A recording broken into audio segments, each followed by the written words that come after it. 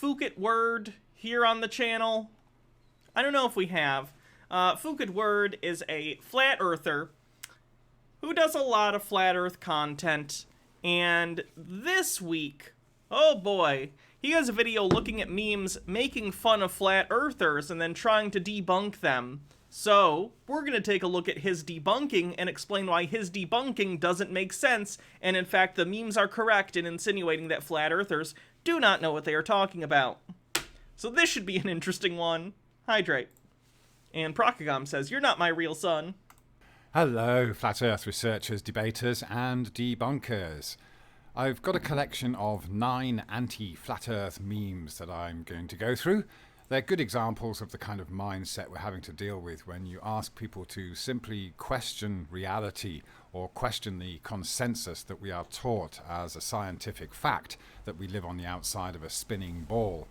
So often those that hear about this will go on the attack, and they'll make fun of people like myself.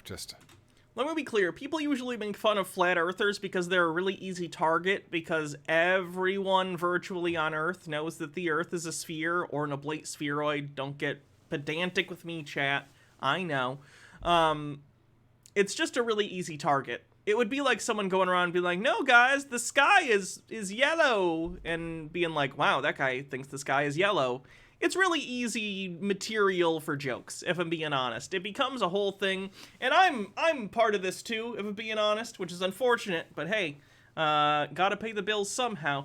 Part of that, like, online own culture, like, flat earther owned by I try and elevate that a little bit by trying to actually inform people on why people believe in conspiracy theories, where those beliefs, like, come from, the origin of specific flat earth, like, memes and conspiracy memes, not in the image macro sense, but in, like, the actual mimetic, where do these ideas come from and why are they repeated so often. So I try and do a little better, but, like, it's firmly plowed soil, the whole, like, oh, flat earther owned thing. It's really easy to, like, dunk on people who are so demonstrably wrong, and people find that entertaining. I'd be lying if I said I didn't watch Flat Earth fail compilations and stuff like that. Sky Comet Fallen says, "This is gonna be some epically butthurt salt." And Narnia Owl says, "I'm with H-Bomber Guy. Oblate spheroid is such a fun way to say it." And Tucker Waite says, "We like to mock dumbasses because it grants us levity in this unyielding capitalist nightmare we call life. Also, I'm not playing a Dragon Ball clip." Where did it go? There it is. Asking the question and saying, well, hey, it appears to be level and stationary. Prove me wrong in the 5... Okay.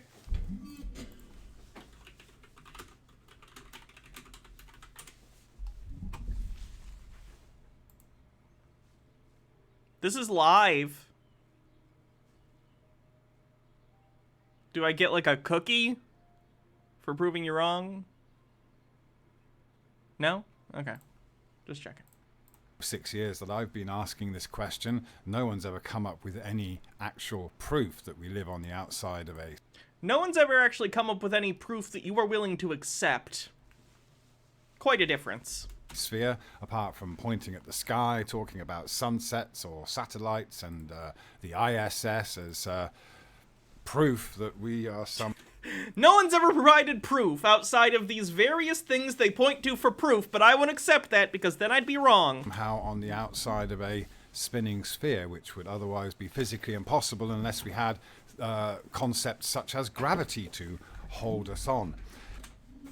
Gravity is a thing, so yes, it is handy that the laws of physics exist. So, let's have a look at these memes and I'll give some responses to them. This one says, "After 1,500 hours on YouTube, you have become wiser than all the universities combined. Become a flat earther." Well, there's quite a lot of assumptions there to start with. There's nothing... He's about to literally do the thing the meme is making fun of. The thing that I consistently see out of flat earthers and conspiracy theorists in general is this idea that they somehow believe that their generalist layman knowledge can somehow trump the specialist knowledge of people with expertise in specific fields, which is virtually never true. I feel like these people grew up with too many movies where, like, the brainy, smart people got proven wrong by the plucky blue-collar worker. And hey, you know, being a layman or being like a blue-collar worker, these are great things. There's nothing wrong with these things. But the idea that, like, you just being a random person are going to come in and prove experts wrong is not only incorrect, but as we can see throughout this pandemic, an actively destructive societal force that is not good. It's arrogance. I am not telling you you are a worse person or a dumb person for not having the specific expertise of a different person. Everyone has expertise in different fields and things in life. Some of them practical knowledge for jobs. Some of them scientific, some of them more philosophical, some of them just about being a good listener and being able to help people and having good interpersonal skills. Everyone has different things they're good at, right? That's great. But for some reason, conspiracy theorists get super insecure when they're confronted with the fact that there are people who know more about them in specific domains, whether it be like astronomy or medicine or geopolitics or whatever. They get so frustrated and their ego gets so bruised that they can't accept it and have to decide, no, it's a whole conspiracy. Everyone's lying to me. It's not that I don't know as much as someone who spent a decade in school learning, researching, and publishing papers on a topic that I only Googled. It must be that they're all working against me to make me feel bad for not knowing as much as them. It's a wild and destructive defense mechanism. Electric Coyote, thanks for 2 months. Lee Lovestuff says, why is it my phone tells me to watch your stream when you aren't streaming, but refuses to send me notifications when you're actually streaming? I don't know. Your phone's a dick. Atheist Brony says, Flurf's dismissing gravity as a thing because it's an answer to so many questions pisses me off so much. It's one of the 4 fundamental forces of the universe, so of course it answers a lot of questions. It doesn't have a lot of competition. Yeah. Weak nuclear force, strong nuclear force, electromagnetism, and gravity, in case you're curious. Marcus Drake says, Hannah has artisanal cheese knowledge. We can't all be her. I wish I did. I honestly don't know that much. I just enjoy it. Screaming at the Radio says, step on to prove the experts wrong. Become an expert. Overthought says, their whole argument against those in academic fields. Nerd! Yeah.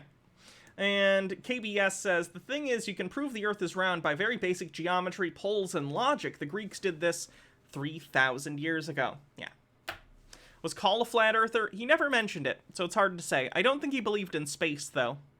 Nothing wrong with YouTube as a resource for all kinds of information. It's a massive Kind of depends on who you're getting information from. For instance, some universities put their classes on YouTube for people to see. Not entire universities necessarily, but certain professors will record their lectures and put them on YouTube.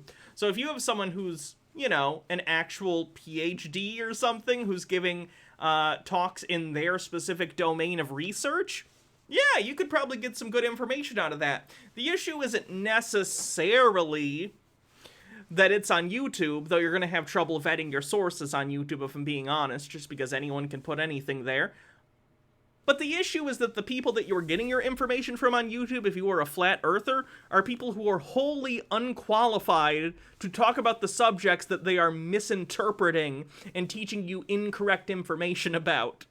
The fact that you find people like Fouquet Word or who are some of the other famous flat earthers? CC, Nathan Thompson, Mark Sargent, any of the flat earthers out there, they are people who do not know what they are talking about, but unfortunately many of them speak with a lot of confidence, and a lot of people, that's all it takes, is to hear someone speaking on a topic with confidence, and they will immediately go, well, they sound like they know what they're talking about, so I must listen to them. That's not good, and that's not enough to establish credibility within a field, which none of these people have.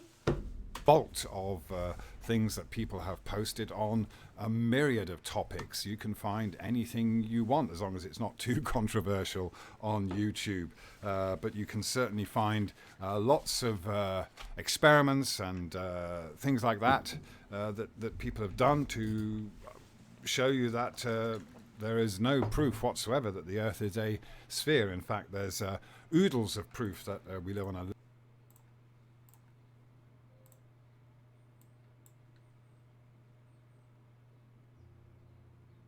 Oh, they're on the dark side now. Ooh.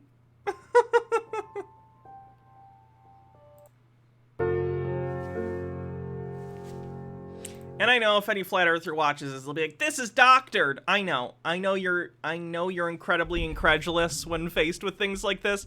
This isn't for you. We're making fun of you right now. Sit down. Blackwing Hecate says, "If only there was a word for that, an arrogance person." No, that's not it. I'm blanking here. Chat, can you help me out? Maybe some kind of confidence man.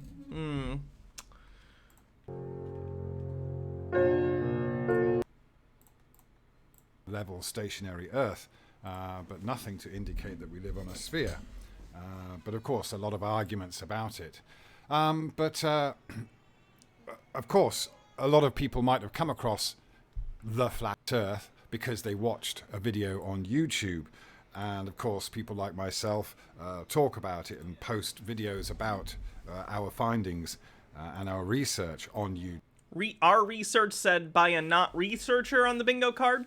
Sky Comet Fallen says, "My professor puts free lectures about information technology on YouTube. Check out his channel if you're interested." See?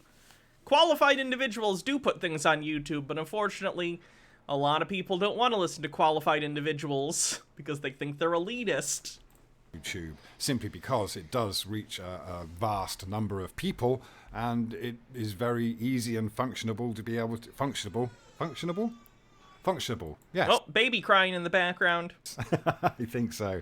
Basically, it's easy to upload a video and talk about or even demonstrate how the Earth is not a spinning ball.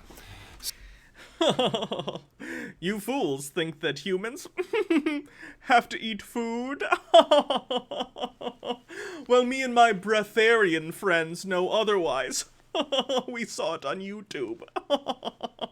So, it's a great resource. Bad parenting? Not enough. Babies cry. It's not enough that there was just a crying baby to know that he's a bad parent. Don't get me wrong, he may be. He's a flat earther, and he homeschools his kids, from my understanding, but crying baby isn't enough. But that doesn't make you wiser than all of the universities combined. What university, just because you get a university degree, does that mean that you know the Earth is a spinning ball?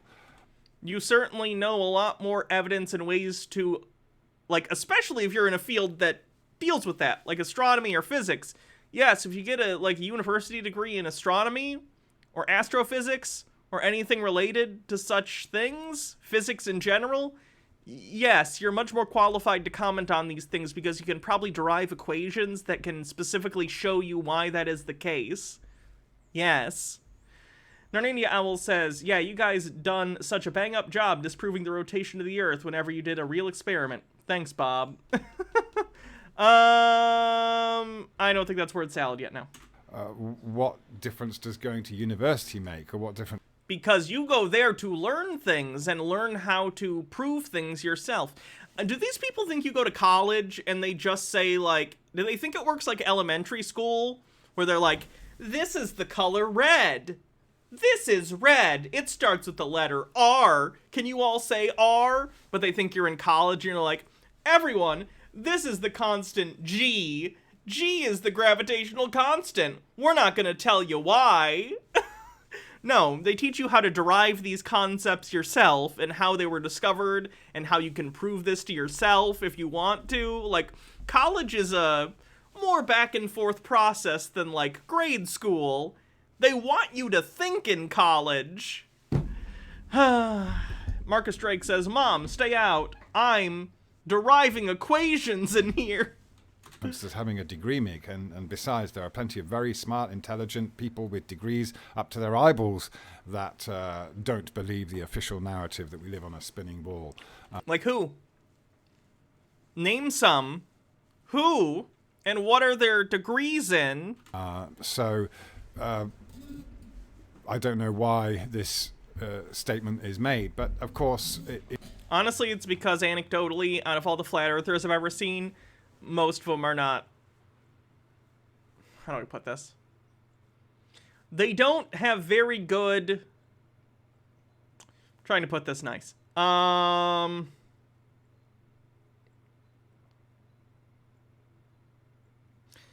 They don't have a good ability to derive answers for themselves and think, I don't want to say creatively thinking, but just critical thinking. I've not met a flat earther yet with good critical thinking skills. Just my anecdotal experience. It shows that there's this idea that as long as you have been thoroughly educated in the system, then you will believe that we live on a spinning ball because you understand the concepts and you accept the concepts without question. No, you'll better understand why and how we know that the Earth is an oblate spheroid. And in that case, you become... This is like when right-wing people are like, why are colleges must be indoctrinating people because people come out of colleges more left-leaning. Yeah, they're more educated. Tucker White says, translation, they've not learned how to be not a stupid. Become a globe earther. And if you think about it, this thing about saying that this is done through YouTube research.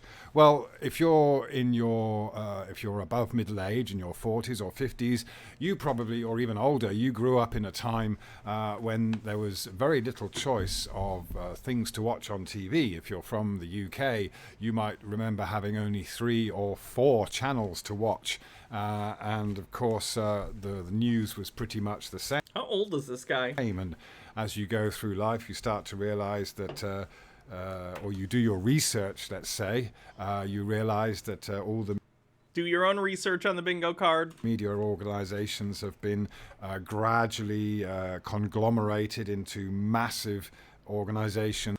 No, not the thin line one. With tentacles that feed very standard press releases to all those news outlets.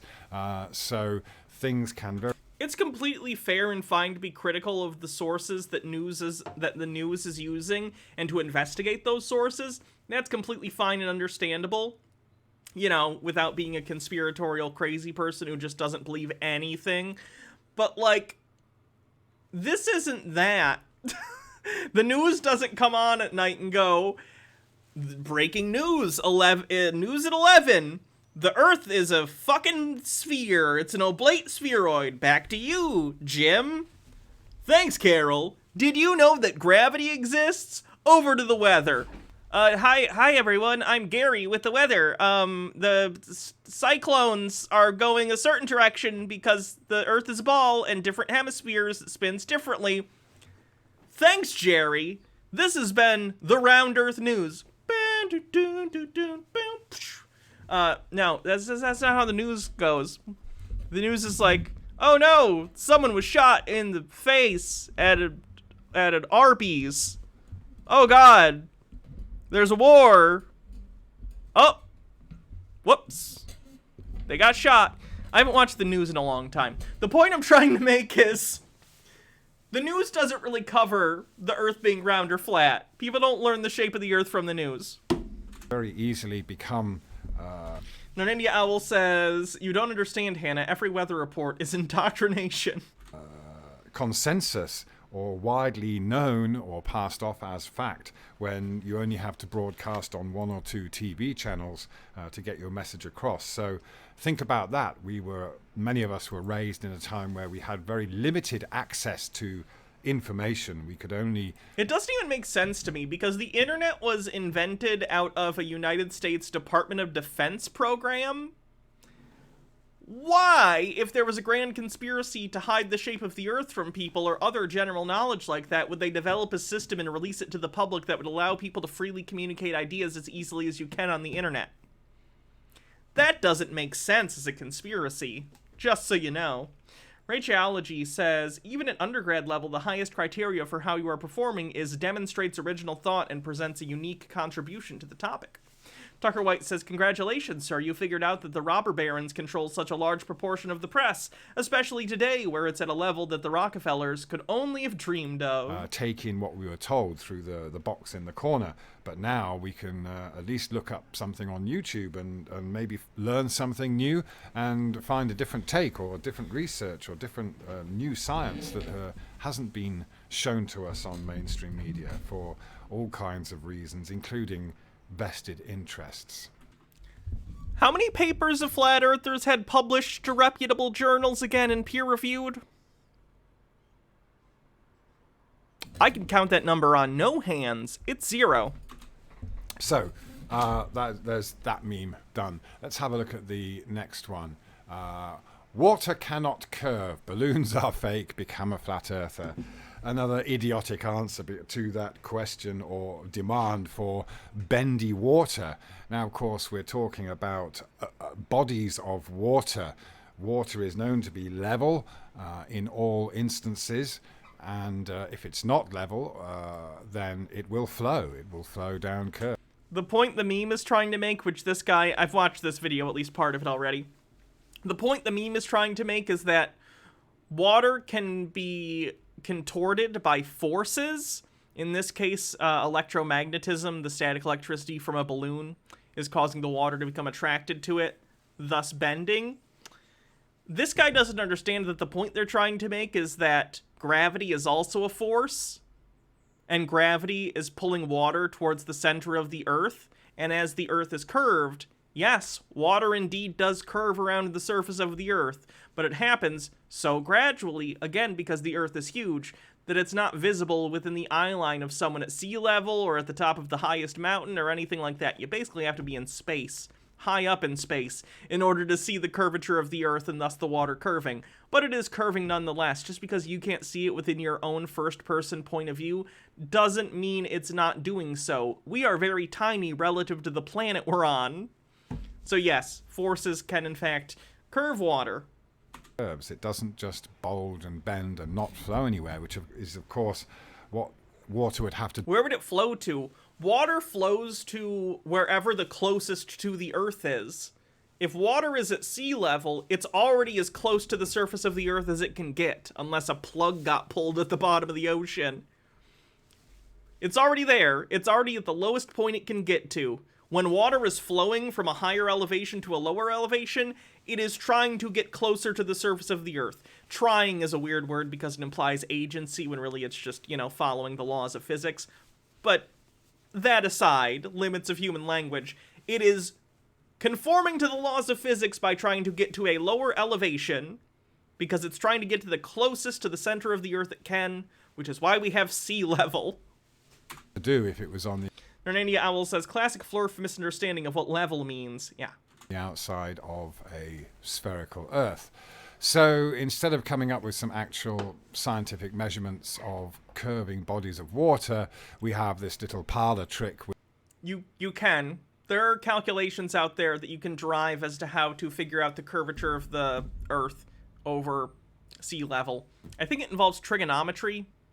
I'm not positive, though. Not a math person. But there are other people out there who debunk flat Earth stuff that are very into math and no trigonometry and no calculus and can do that for you. Maybe it involved calculus. I don't remember. Hernania Owl says, classic Flurf misunderstanding of... Oh, I read that one. Sorry. With a balloon that's been charged with static electricity, which will indeed pull the water. And that does, that's real science, I suppose. It does demonstrate a relationship between electricity and water or flow. Yes, but it also demonstrates that water can in fact curve, given that it's attracted by a force. Gravity acts as a force. Flowing water, at least. There's movement going on there. There's something very interesting happening there. But that's not even what is supposed to be the physics that holds water to a spherical Earth, is it? They're not saying it is. They're demonstrating that the flat Earth line about water being unable to curve is untrue. forces can in fact cause water to curve. It's supposed to be gravity, so this isn't a demonstration of gravity holding bodies of water to the outside of the Earth. It's just a balloon that's been statically charged, making water bend, a thin stream of water bend. Have the astronauts ever taken like a ball in space and put water on it to show how it works? ISS, ball covered in water? If not, they should do that experiment.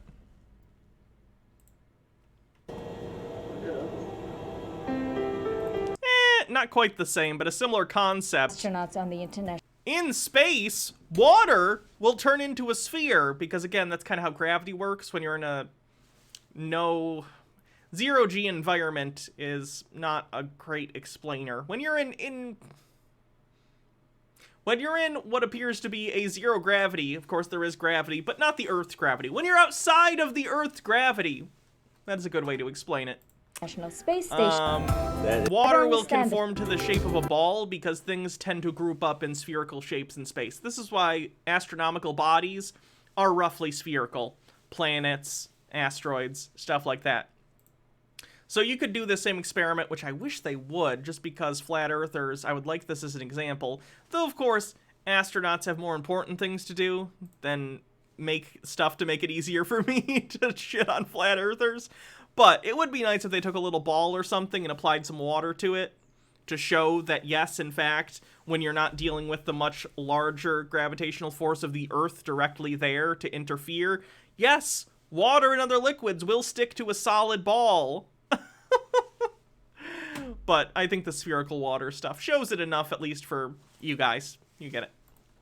Now, you can also do amazing things with frequency as well. If you pass pass frequencies through flowing water or still water, you get some amazing patterns. Again, this is science. This is real physics, but it's real physics that really doesn't pertain to any explanations as to how water would stick to the outside of a globe. Now, of course, gravity. The thing is, in reality, we see water flowing, but on a globe, the water shouldn't be flowing down curves. Okay, so we're talking about entire bodies of water flows from higher elevations to lower elevations. At sea level, it's the lowest it can go. Water. So when you come up with this kind of demonstration, that's not a demonstration of an answer to the question, where is the bulging bend? 2 minutes in. Let's take a look. Oh yeah, the towel one. Okay. So it's not a sphere, but this'll do. So here's a soaking wet washcloth. Get the microphone so you can hear me while I'm talking. And now let's start wringing it out. It's really wet. He's wringing it, but the liquid still sticks to the object because of gravity. Every flat earther should watch this. Objects attract other objects. I am attracted... I'm not going to phrase it that way, because it'll get clipped. Everything around me is attracted to everything else around me, including my own body. This is attracted to this. This is attracted to this. But it's so weak, relatively speaking, that it's not going to overcome the force of gravity towards the Earth, which is the biggest mass around us at all times, because the Earth is huge. So this isn't going to get attracted to this. It's going to get attracted downward towards the Earth. Right? But when you're in some place, like the International Space Station, where the Earth's gravity is far enough away that it's not interfering constantly, you can see this in effect. You can see water sticking to things like this. Not because of gravity, because of surface tension. I know you mentioned earlier the conformity of, like, the thing is surface tension as well. In this case, it's entirely because of surface tension. I apologize. That's very cool. It's becoming a tube of water. The water's all over my hands. In fact, it wrings out of the cloth into my hands. And if I let go of the cloth carefully, the water sort of has it stick to my hand. Okay, so the experiment worked beautifully. And the answer to the question is the water squeezes out of the cloth, and then because of the surface tension of the water, it actually runs along the surface of the cloth and then up into my hand, almost like you had Jello on your hands or gel on your hand, and it'll just stay there. Wonderful moisturizer on my hands. And the cloth doesn't really unravel itself. It just stays there floating like a dog's chew toy, soaking wet. Great experiment, worked perfectly. Yeah, I know about the Cavendish experiment. I just want something more evident to the eye. They don't believe in the Cavendish experiment. In fairness, they wouldn't believe anything from the ISS either because they're flat earthers and they think it's all fake. But ending curving water that we're supposed to see on a spherical Earth, especially if you say that the horizon is where the water starts to curve away from you, then there should be a way to show us that actual curvature rather than simply having faith that the physics of water suddenly changes at the limit of your vision. It's quite a ridiculous argument. Okay, let's go on to the next one. That's not the argument. It doesn't change. Your perception just has limits. Princess Amelia says, the way things work in zero gravity is so fascinating. Makes me feel sorry for flat earthers who have to deny any of it's real. Yeah. Here we have a picture of a spherical Earth in space and these two spirit levels on them. And of course, they aren't horizontally level with each other. We've got London over here and Stockholm on the right here. It says, no matter where on Earth you place a spirit level, it is level because the Earth is flat. Become a flat earther. Now, of course, this is one of those thought experiments that you have to have. We can see here that if we were to see such a vast section of the Earth at one time, a globe Earth that is, the spirit levels would not be horizontally plumb. They wouldn't be flush, with each other. They're flush with the center of the Earth, which is the practical purpose of a level. That's the point. That's the point of them. Flat earthers get so out there that they completely miss the forest for the trees. Guys, do I have a level up here? I don't. You guys know what a level looks like. A level isn't meant to demonstrate the shape of the Earth. It's meant to tell you at your relative place, where is the closest to the center of the Earth? Because when we're talking about something being flat and level, that's effectively what we're saying. Are all points along this line or surface, equally close to the center of the Earth? That is what is practically being asked when you're looking at something being level, right? Are all of this, if we had like a plank or something, are the points along the line of the surface of this equally close to the center of the Earth? And at a local level, they are for all practical purposes. It's not meant to show you the shape of the Earth. They would in fact be angled like that. But of course the assumption is that the word level refers to a certain distance from the center of an assumed spherical Earth, or a circle, a geometric circle. Hydrate. So just like drawing a circle with a compass, the level of that surface is always the same distance from the center, and this is the perception of level. And of course you have to come up with this idea that, well, this gravity is pulling everything down towards the center. So of course the spirit level will still read level, even if it's gone round a curve from the first measuring point or reference point. But of course this is not something that we can do in reality. In reality, if you have a horizontal line that's plumb or perpendicular to plumb, and then you have that going off on a straight line, then that is your level. If there is any deviation from that, then of course it is not level with the first reference point. So this is just the problem with this is the flat Earth thought experiment is that you have to assume that the Earth is flat in order for it to make sense. You have to first assume the Earth is flat, therefore I have a level, and it says it's level, so everything must be flat. It doesn't really make sense on its own, and again, completely misunderstands how levels work. It's an argument that insists that you imagine all kinds of things and you believe in concepts of gravity and Believing in concepts of gravity. Now, let's not get radical here. and certain mathematical models, and you're allowed to say that even if something is at a different angle to something else in a different location, it's still level because it's the same distance from the center of the Earth. Either way, we're talking about concepts, which we all understand. We can all draw See you, Blackwing Hecate. Have fun. a circle, and as I've just explained the concept, but that doesn't make it reality. So what? We've got a concept here that's being turned into a meme. As it's not a proof of anything.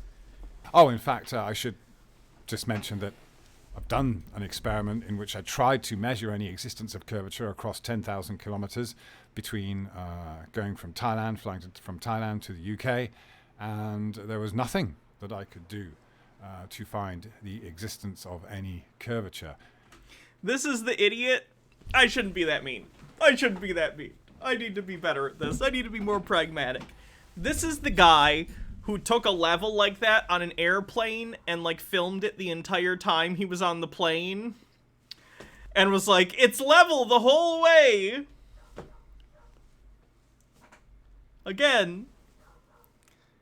Yeah, at a local level it seems like that to you because the plane is continually changing its pitch in order to stay level with the surface of the Earth as it travels across the planet. The change is so gradual that you're not going to be able to measure it with a level that you use to, like, make sure shelves are not gonna tip over things. It's level all the way. So the onus of proof there is really on the person claiming that level is bendy, not. Okay. Are they in a sunny part yet on the live stream? So I can go. There we go. That's not a good angle for this, though. We gotta cut to this one. There we go. Burden of proof met.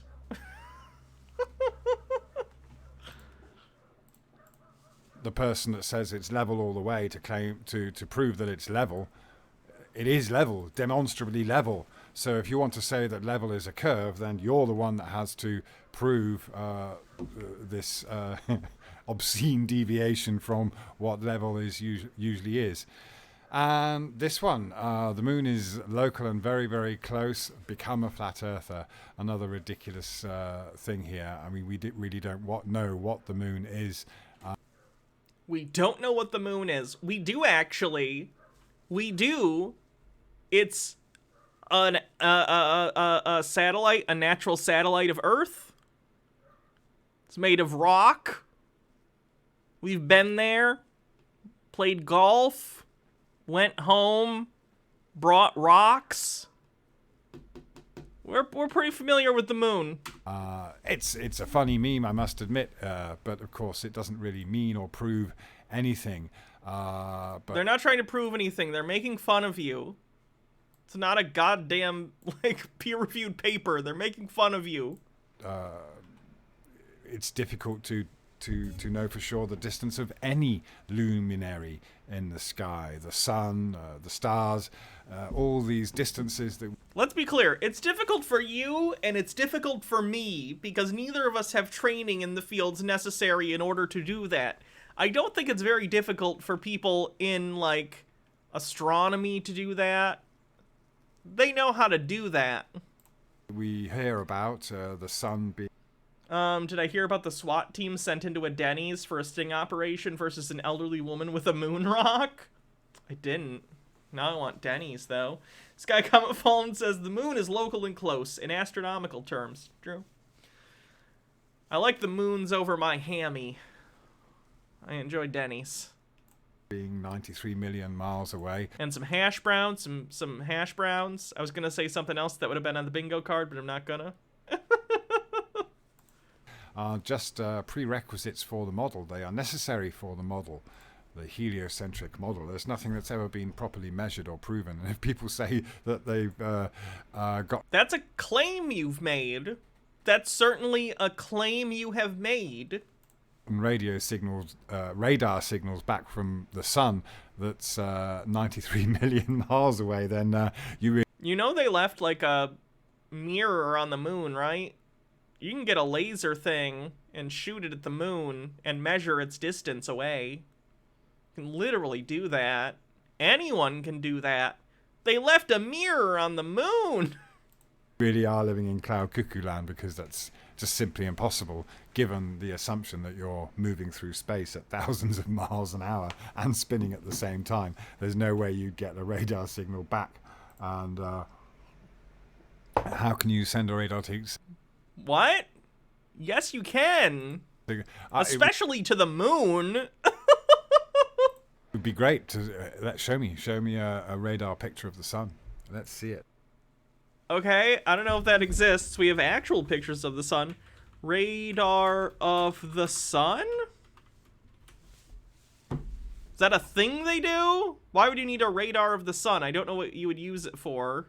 Like, genuinely. That's not how radar works? That makes sense. I wasn't sure. Yeah. So, doesn't really... God, can you guys hear my stomach? It's growling. do anything apart from show... I did eat today. I'm just dieting, so I'm hungry. That the person thinking of like this was thinking of something silly. So, this one. The water in the bath is flat. The soil in the potted plant is flat. So the whole globe must be flat. I'm special. Become a flat earther. Well, again, where does it change? Where does the physics of water... It changes. It doesn't change. It's just imperceptible to the human eye without, like, special tools. It's not that it changes. It's that you're not understanding that many little change make big change over long, long distances. Many little change make big change. Atheist Brony says, I think radar waves require air to travel through, so radar in space would be useless. Could be wrong, though. I don't know. Someone else says radar is radio, which works fine in space. So there you go. Yeah, no. Again, you just can't see it. It's not perceptible to your naked eye. Water change. Ask anyone to give you a measurable example of that, and they can't. There's...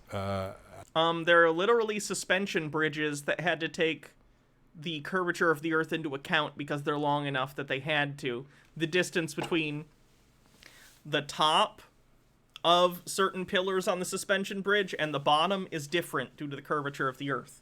This is demonstrable. The water in a bath is no different. Solar radio emission?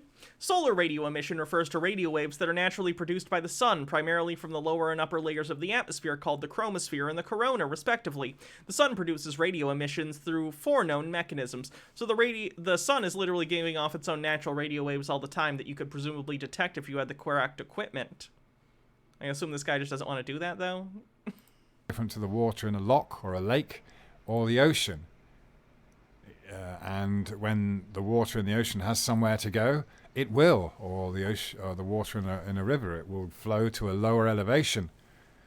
But if you believe you're living on a sphere, no matter whether you understand the concept that there's no up and down in space, the fact is that you assume that when you're stood on the Earth, that the surface is going or curving down and away from you. So in the real world, when water is going down and away from us, it will indeed flow down a curve or down a waterfall. Is he saying he doesn't understand why water isn't flowing down the curve of the Earth? Because water goes from higher elevation to lower elevation, and elevation is determined by distance from the center of the Earth. Like, elevation is, measured from sea level, but when we're talking about elevation, what we're really talking about is basically things trying to get close to the center of the Earth. Gravity is pulling towards the center of the Earth. That is universal down on planet Earth. So no matter where you are around the Earth, water is trying to get to the lowest point, which is towards the center of the Earth, until it gets stopped by rock or whatever's preventing it from actually going into the crust of the Earth, right?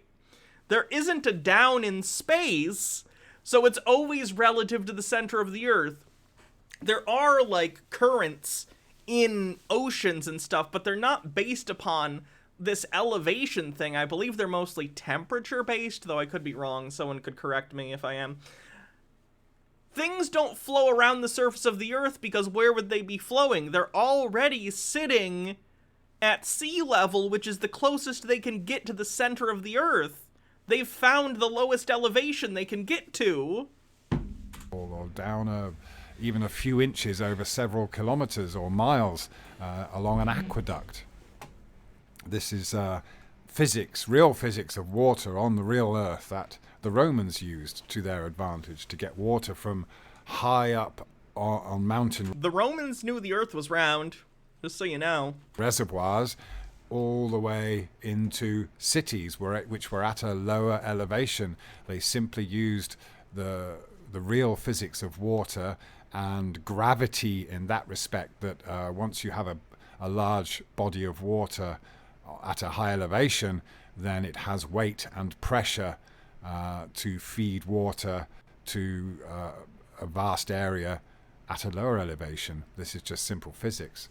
But at no point does the physics of water suddenly change so that it's not flowing down curves. And, well, maybe the person questioning this is... Sorry, I just got excited because they cast Kirk in the new Star Trek series, and I got a notification for it. Kirk, Strange New Worlds. We'll go back to the flat Earth thing in a second. Paul Wesley has been cast as Kirk. Okay, interesting.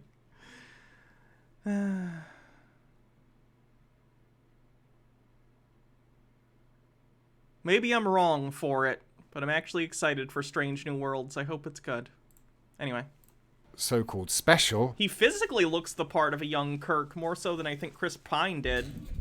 Because they're not going along with the official narrative, or at least questioning consensus, and that does make you... Chris Pratt would have made a better Kirk. Don't you put that evil on me. Look special, because you're the only person putting your hand up and asking a question which might appear to show that you don't understand the concept. Picard Season 2 was off the hook. I wasn't able to finish Season 1. I gotta get through the rest of Season 1 before I can start 2. And it's like, well, no, we don't... The concept's very easy to understand, but where is the proof of that in reality? It doesn't exist. So, yes, maybe you are special to be able to break free from these chains of education that we are given. Break through from the chains of education. Famous Flat Earth quote. From an early age. I think you would have to be somewhat special to not be totally brainwashed by everything that we're taught to believe at a very young age, without question. So that makes you special, brave, independent, free, yeah, rather than a slave. Right. This one. Are you thrown back in the train if you jump as it moves? Yes! Become a flat earther. Okay, so there's a flat Earth thing where they ask, like, why can't we feel motion? It's because you don't feel motion. Motion is relative. You feel acceleration, positive or negative, so that includes what's colloquially known as deceleration. If you're on a train, like a maglev train that's going 200 miles an hour, but the speed is incredibly consistent, you can sit there and balance, you know, a coin on its rim if you have a flat surface. You don't feel motion. You feel acceleration. Flat Earthers don't seem to get that. Radiology says Kirk was the worst captain and Shatner is the worst Kirk. These are bold statements that are just very wrong. I'm glad you have to grind the coffee later. Holy shit. Kirk is a bad... Like, William Shatner is a bad person in real life, but Kirk is one of the greatest characters in science fiction history, and I will not have his name besmirched here on my channel. What really happens, and does it make any difference? I mean, what is the point in talking about this? We're talking about real physics, I suppose. We're talking about conservation of momentum. So, yes, if you are in a train and you jump while it's moving along, then you might well not. Pike is better than Kirk? In what way?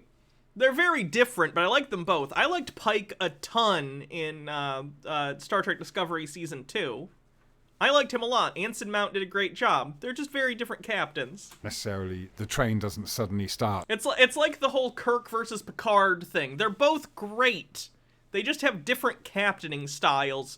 Kirk is a renegade, a cowboy, a swashbuckler. Picard is a diplomat. Janeway is able to sort of bend the rules in order to do what she needs to do to keep her crew safe in the Delta Quadrant. Sisko, similarly, he has convictions, but he also understands there are situations where those convictions are tested and need to be examined in order to ensure that those convictions can move forward, that they're not destroyed by the Dominion. Rachology says, I like a captain that doesn't IF every woman that works for him. That's a trope about Kirk that doesn't hold up as much if you watch the show. Kirk doesn't sleep with as many women as you would think in the original series. That became kind of a pop cultural thing. Most episodes, he's not doing that.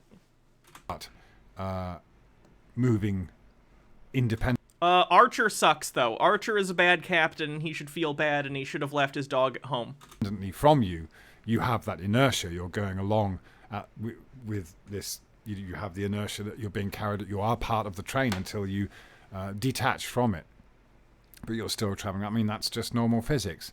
But of course, what we're talking about here is the... Okay, I think I'm done with Flat Earth meme guy. He's just continuing, and now I'm off on a tangent about Star Trek. And as much as I like Star Trek, that's not what you're here for. So, let's move on. What is Star Trek? Is that Jay Bauman?